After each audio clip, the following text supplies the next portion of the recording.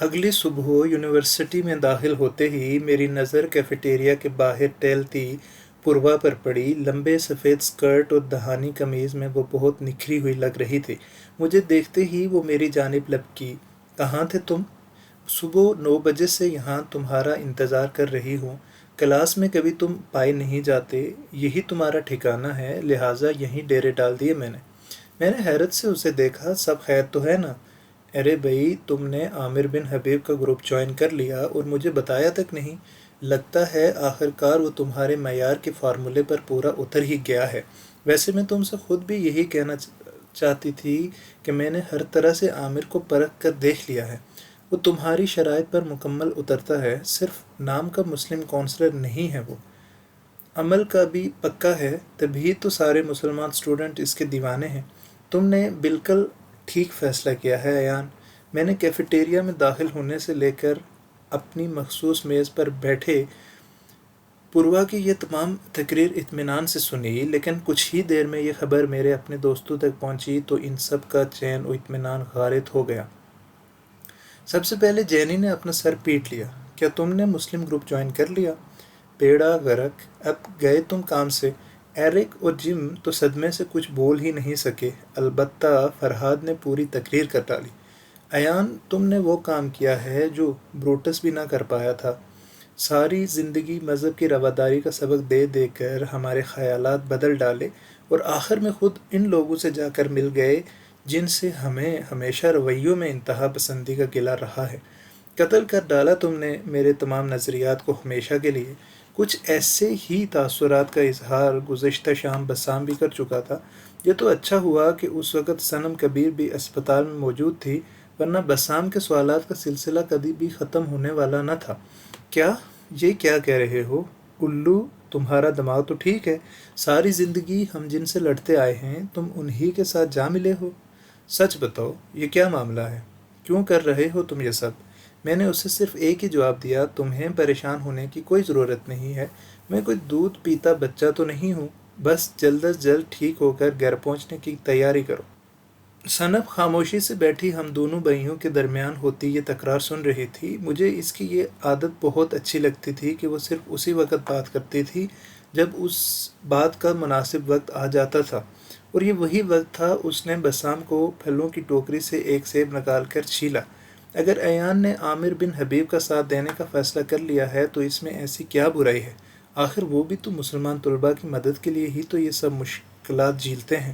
New York کی university میں کبھی مسلمان طالب علم کا مسلم کونسلر کی ذمہ داری سنبھالنا کوئی آسان کام نہیں۔ کیا تم نہیں جانتے کہ اسے اپنی تعلیمی کیریئر میں اس بات کی وجہ سے کتنی مشکلات کا سامنا کرنا پڑتا ہوگا؟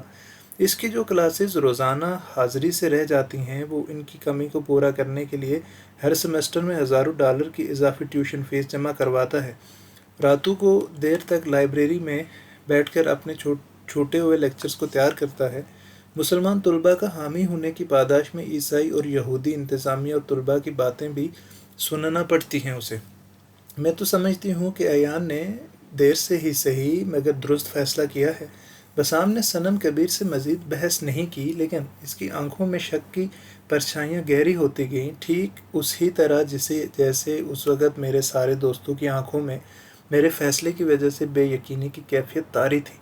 فرحاد نے تو فوراً فتویٰ ہی صادر کر دیا کہ میں نے پوروا کی وجہ سے عامر بن حبیب کا ساتھ دینے کا فیصلہ کیا ہے۔ میں ان سب کو کیفے میں اسی بحث میں الجھا چھوڑ کر ہال نمبر 3 کی طرف چلا آیا، جہاں مجھے آج صبح پوروا نے مسلم کانفرنس گروپ کی ہفتہ وار میٹنگ میں عامر کی جانب سے شرکت کی دعوت دی تھی۔ میں اس چھوٹے سے ہال میں داخل ہوا تو میٹنگ شروع ہو چکی تھی۔ سب نے مجھے خوش آمدید کہا۔ پوروا بھی وہیں موجود تھی اور سبھی طلباء کو اس میٹنگ کا ایجنڈا بانٹتی پھر رہی تھی۔ مجھے کاغذ پکڑاتے ہوئے وہ خوش دلی سے بولی، خوش آمدید وسیلے لڑکے، اللہ کرے تمہارا آنا ہمارے لیے مبارک ثابت ہو۔ میں مسکرا دیا۔ البتہ اس حال میں کوئی ایسا بھی تھا جسے میرے آنے کی کوئی خاص خوشی نہیں تھی۔ بابر سیدی، جو اس وقت اپنے گلے میں 4 خانوں والا فلسطینی رومال باندھے کسی گہری سوچ میں سب سے الگ تھلگ بیٹھا ہوا تھا۔ اجلاس میں سب سے پہلے میری شمولیت کا اعلان کیا گیا اور پھر اس کے بعد اگلے ہفتے کے لیے ایک پلان ترتیب دیا گیا کہ کن مسائل پر یونیورسٹی انتظامیہ سے بات کی جائے گی۔ جمع شدہ چندے کی تفصیل اور مستقبل قریب کے خرچے کی فہرست بھی پیش کی گئی۔ سچ یہ ہے کہ میں مسلم طلباء کو اس قدر منظم انداز میں اپنی تنظیم چلاتا دیکھ کر کافی حیرت زدہ بھی تھا، کیونکہ باہر رہتے ہوئے ہم سب کی عامر بن حبیب گروپ کے بارے میں رائے بالکل مختلف تھی۔ ہم ان سب طلباء کو صرف چند جذباتی لڑکوں کا ٹولہ سمجھتے تھے جو اپنی مسلمان شناخت کی بقا کے لیے یونیورسٹی میں یکجا ہوئے تھے، لیکن میں نے یہاں کچھ اور ہی منظر دیکھا۔ وہ سب عامر بن حبیب کی قیادت میں متحد اور بہت منظم انداز میں اپنے مقصد کی جانب بڑھ رہے تھے۔ اس روز جو سب سے فوری مسئلہ مسلم طلباء کی توجہ کا مرکز تھا، وہ یونیورسٹی کے احاطے میں یا ہاسٹل کی چار دیواری میں کسی ایسے کمرے کی ضرورت کے بارے میں تھا جہاں لڑکے ظہر کی نماز ادا کر سکیں، کیونکہ عصر تک تو زیادہ تر مسلم طلباء واپس ہاسٹل پہنچ جاتے ہیں، لیکن ظہر کے اوقات میں سبھی یونیورسٹی میں ہی موجود ہوتے رہتے ہیں۔ کچھ ماہ پہلے ہی طلباء یونیورسٹی انتظامیہ سے دوپہر میں ظہر کے وقت کے دوران 15 منٹ کی بریک لینے میں کامیاب ہو چکے تھے، جس میں وہ نماز ادا کر سکتے تھے، لیکن اب ان کی کوشش تھی کہ انہیں کوئی ایک کمرہ یا ہال بھی صرف 15 منٹ کے لیے ان اوقات کے دوران مل جایا کرے جہاں وہ سب اکٹھے ہو کر باجماعت نماز ادا کر سکیں۔ قاعدے کے مطابق پہلے مسئلہ پیش کیا گیا اور پھر سبھی شرکاء سے رائے اور حل طلب کرنے کے لیے ووٹنگ شروع کی گئی، گویا وہاں سب کو اپنی رائے کے اظہار کی آزادی حاصل تھی۔ تقریباً 90% طلباء نے قرارداد کے حق میں ووٹ دیا۔ میں نے اپنی باری پر کھڑے ہو کر صرف اتنا ہی کہا کہ میرا ووٹ اکثریت کی طرف ہوگا، کیونکہ یہ میرا پہلا دن ہے اور مجھے ان مسائل کو سمجھنے کے لیے کچھ وقت مزید درکار ہے۔ ووٹنگ کی بنیاد پر فیصلہ کیا گیا کہ اگلی اسٹوڈنٹ اور انتظامیہ کے مابین ہونے والی 15 روزہ میٹنگ میں یہ طالبہ یونیورسٹی انتظامیہ کے سامنے پیش کیا جائے گا اور نماز کے لیے کوئی جگہ مخصوص کرنے کی درخواست کی جائے گی۔ اجلاس برخاست ہونے سے پہلے مختلف مسلم طلباء کو اگلے ہفتے کے لیے مختلف قسم کے ٹارگٹ دیے گئے، جن میں سب سے عام غیر ممبر مسلم اسٹوڈنٹس کو متحرک کرنا بھی شامل تھا۔ مین ہال سے نکلا تو پوروا بھی میرے ساتھ چل پڑی۔ کیسا رہا آج کا تجربہ تمہارے لیے؟ میں نے بے دلی سے جواب دیا، ٹھیک تھا، مگر کچھ ادھورا سا۔ دراصل میں اس سے کچھ زیادہ کی امید کر رہا تھا۔ یہ لوگ تو ابھی تک مسجدوں اور نمازوں کے مسائل سے ہی باہر نہیں نکل پائے۔ کیا عامر بن حبیب اس یونیورسٹی کی 70 سالہ تاریخ میں پہلا مسلم کونسلر منتخب ہوا ہے؟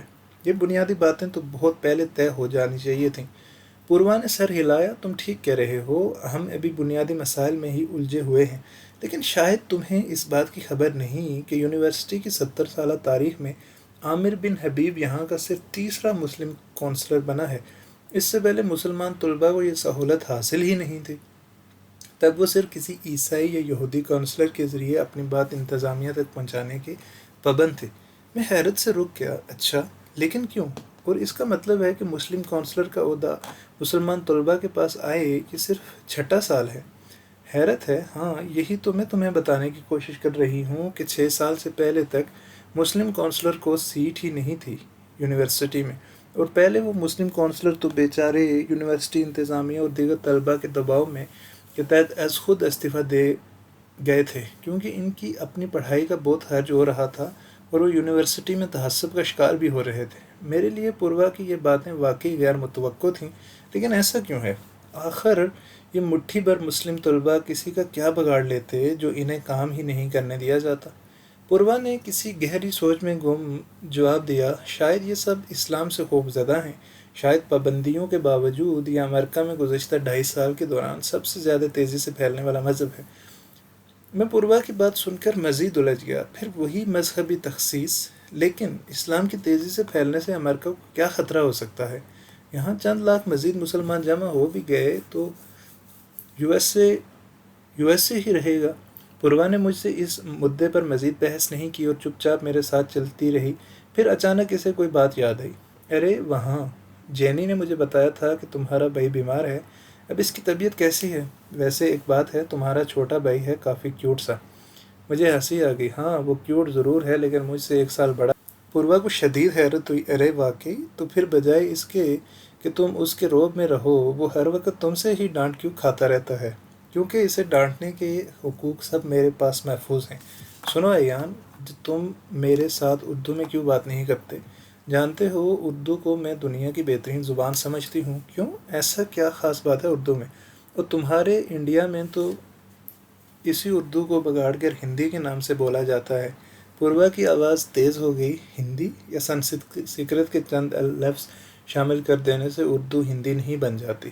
اور کون سی خاص بات ایسی ہے جو اردو زبان میں نہیں ہے؟ کتنی وسیع اللغت ہے اردو کی، ہر رشتے کے لیے اور اس رشتے کے احترام کے لیے کتنے معنی موجود ہیں اردو میں۔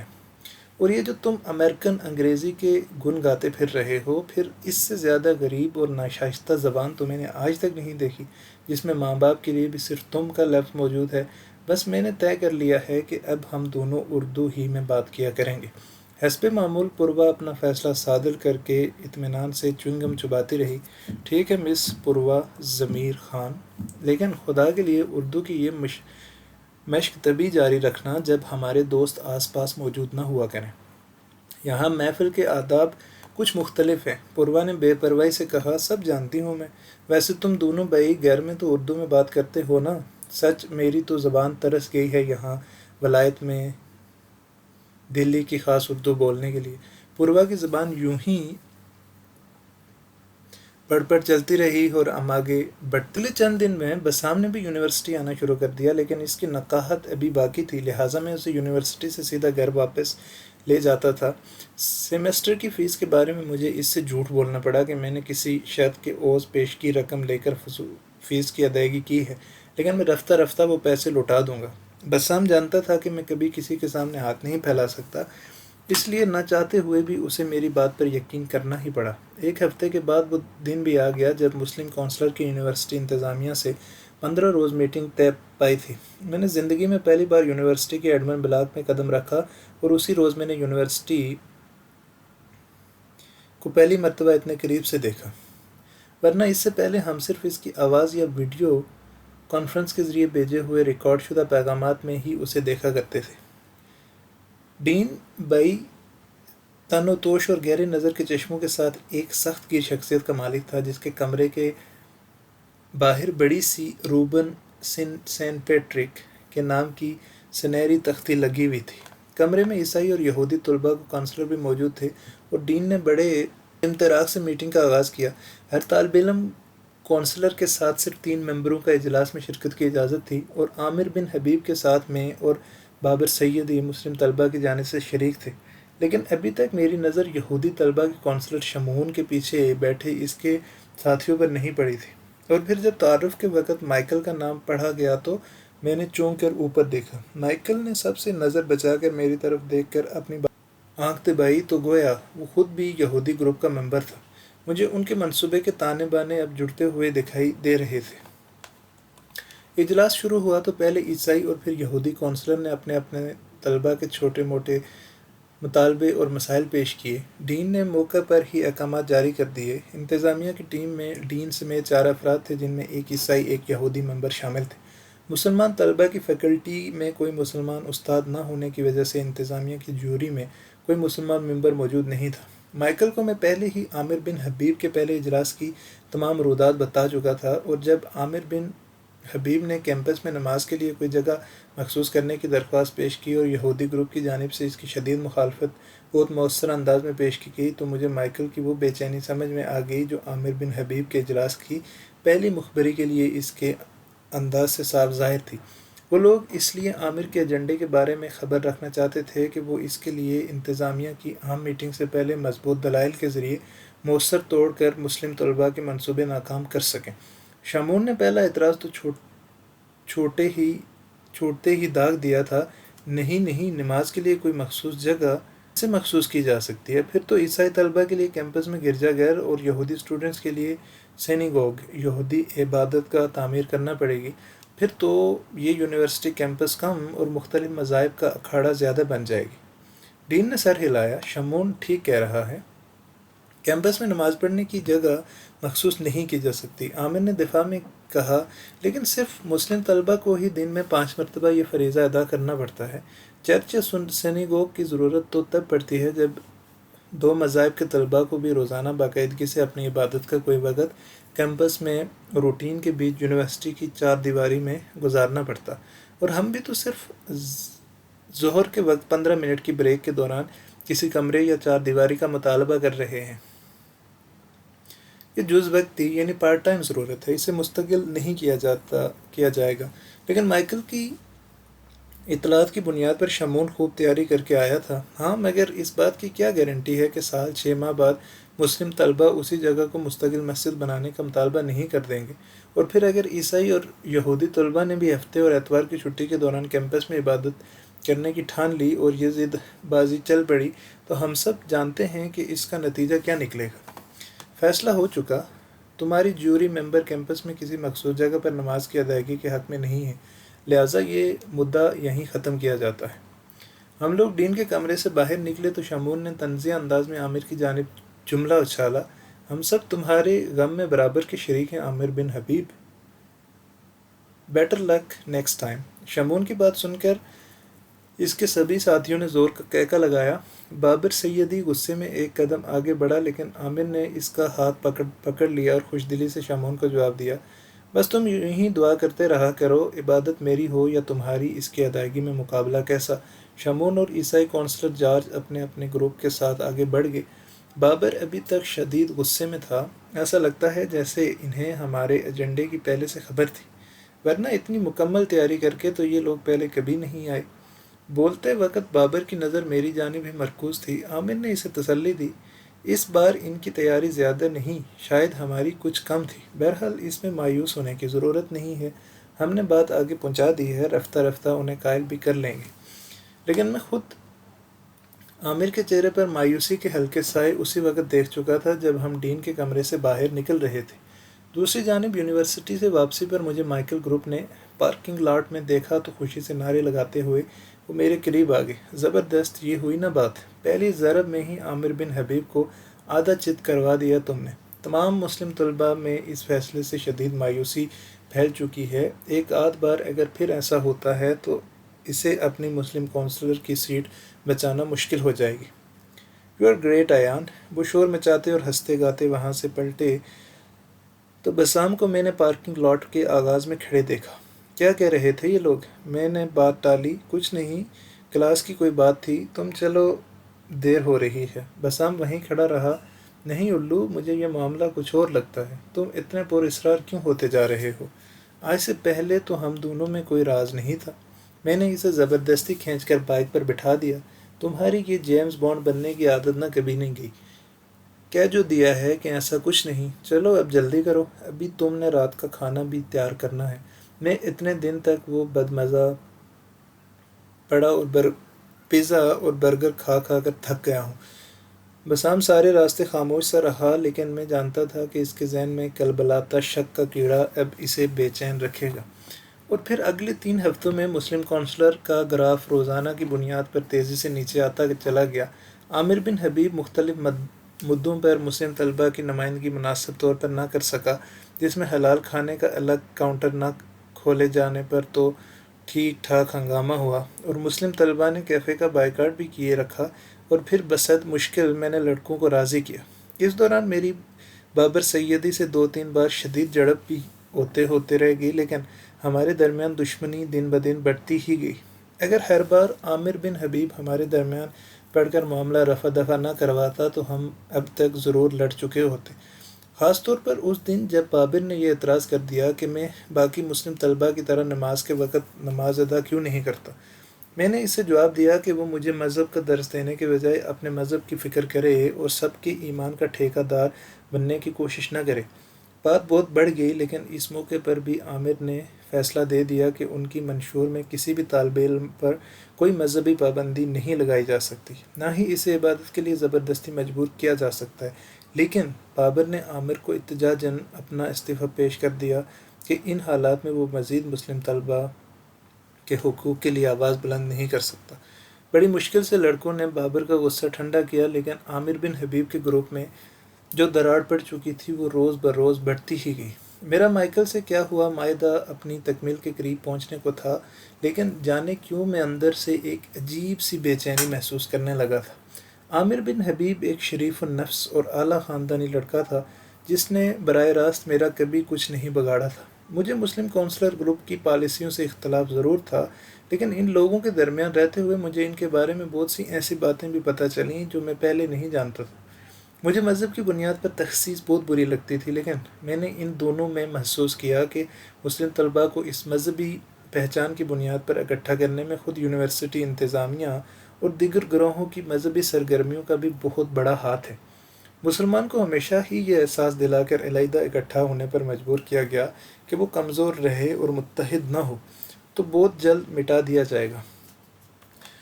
نیو یارک شہر میں ابھی ٹائم اسکوائر بم کیس کی گونج ختم نہیں ہوئی تھی کہ اس وقت پاکستانی لیڈی ڈاکٹر کو سزا سنائے جانے کے بعد قریب آنے پر ایک بار پھر یہ بحث گلیوں میں موضوع بنتی گئی کہ آیا وہ دہان پانسل عورت مجرم ہے بھی یا نہیں۔ لیکن عامر بن حبیب کی گرفت مسلم طلباء پر کمزور ہونے کی وجہ سے مسلم طلباء ان تمام ایشوز پر متحد ہو کر اپنا کوئی موقف پیش نہیں کرنے میں ناکام رہے۔ اسلام میں بحث چھڑتی گئی اور مسلمان طلباء کو اپنا دفاع کرنا مشکل ہوتا گیا، اور پھر ایک دن وہ سب کچھ ہو گیا جس نے ہم سب کو زندگیوں میں ایک نئی طوفان کو جنم دے دیا۔ بسام کی گرفتاری کے 1.5 ماہ بعد اچانک ہی اس کی ضمانت منسوخ کر دی گئی، کیونکہ ٹائم اسکوائر بم والے کیس کے ملزم کے بیان کی روشنی میں چھاپوں کی ایک لہر کے دوران اس کے 2 قریبی ساتھی اسی علاقے سے پکڑے گئے تھے جہاں بسام نے بیماری ختم ہونے کے بعد پھر سے اپنی شام کی نوکری کی شروعات کی تھی۔ مجھے یہ خبر شام کو عارفین ماموں نے فون پر دی جب میں یونیورسٹی میں ہی موجود تھا۔ عامر بن حبیب نے اس وقت بسام کی گرفتاری کے خلاف طلباء کو منظم کیا، کیونکہ یہ ہماری یونیورسٹی کے ایک مسلمان طالب علم کی گرفتاری کا معاملہ تھا۔ لیکن اس بار نیو یارک پولیس پہلے سے ہی ہوشیار تھی، اور جیسے ہی وہ احتجاج کرتے ہوئے یونیورسٹی سے باہر سڑک پر آئے، ان پر تیز ٹھنڈے پانی کی دہاریں ماری گئیں، اور پھر جب لاٹھی چارج سے بات نہ بنی تو ربڑ کی گولیاں بھی فائر کی گئیں۔ عامر بن حبیب کو اس طرح بے جگری سے بابر سیدی کے ساتھ بسام کے لیے لڑتے اور ساری رکاوٹیں توڑ کر آگے بڑھتے دیکھ کر میرے اندر کا شور بڑھتا گیا۔ عامر کیا جانتا تھا کہ جس کے بھائی کی رہائی کے لیے وہ اپنے جسم پر لاتعداد ضربات جھیل رہا ہے، وہی عیان اس کی پیٹھ میں چھرا گھوم چکا ہے۔ بابر سیدی نے روز جم کر عامر کا ساتھ دیا، لیکن مجھے حیرت اس بات پر تھی کہ پولیس اتنی جلدی وہاں کیسے پہنچ گئی تھی۔ میں تو بسام کی گرفتاری کی خبر سنتے ہی یونیورسٹی سے لاک اپ چلا آیا تھا، اور یہ تمام مناظر میں ملاقاتیوں کے حال میں لگے بڑے ٹی وی اسکرین پر دیکھ رہا تھا جس پر شہر کی براہ راست کوریج دکھائی جا رہی تھی۔ اچانک میرے ذہن میں مائیکل کا جملہ گونجا، کون جانے تم سے پہلے ہی ہم اپنا کوئی مخبر عامر بن حبیب کے گروپ میں شامل کر چکے ہوں۔ ضرور یہ اس مخبر کی کارستانی تھی جس نے مسلم طلباء کی یونیورسٹی میں جمع ہونے سے پہلے ہی نیو یارک پولیس کو اس جلسے سے آگاہ کر دیا تھا۔ پھر اچانک ٹی وی اسکرین پر ہی میں نے یونیورسٹی کے ڈین کو نمودار ہوتے ہوئے دیکھا، جس نے یونیورسٹی ڈسپلن کو توڑنے کے جرم میں عامر اور بابر سیدی کو 6 ہفتوں کے لیے معطل کرنے کا اعلان کرتا ہے۔ رات کے بسام سے مل کر دوبارہ یونیورسٹی کے ہاسٹل ایریا میں پہنچا تو مسلم طلباء کے ہاسٹل پر میرونی سی چھائی ہوئی تھی۔ پتہ چلا کہ عامر بن حبیب اور بابر کو پولیس سے مڑ بھیڑ کے دوران کافی چوٹ آئی ہے، خاص طور پر عامر بہت تکلیف میں ہے۔ میں نے ڈوبتے دل کے ساتھ عامر کے کمروں میں پہنچا تو سبھی وہاں جمع تھے۔ میں نے عامر کا ہاتھ پکڑ لیا، تم ٹھیک تو ہو؟ بابر عامر کے سرہانے ہی بیٹھا تھا۔ عامر نے مسکرا کر میری جانب دیکھا، تمہیں میری اور بابر کی 6 ہفتے کی معطلی کا تو پتہ چل گیا ہوگا، لیکن رمضان بالکل قریب ہے اور ان حالات میں مسلم طلباء کو بنا کونسلر نہیں چھوڑا جا سکتا، لہٰذا ہم سب نے فیصلہ کیا ہے کہ اگلے 3 ماہ کے لیے تمہیں مسلم طلباء کا کونسلر بنا دیا جائے۔ تمہیں کل سے ہی اپنی ذمہ داری سنبھالنی ہوگی۔ میرے سر پر جیسے کوئی بم سا پھٹا، میں گھبرا کر اپنی جگہ سے کھڑا ہو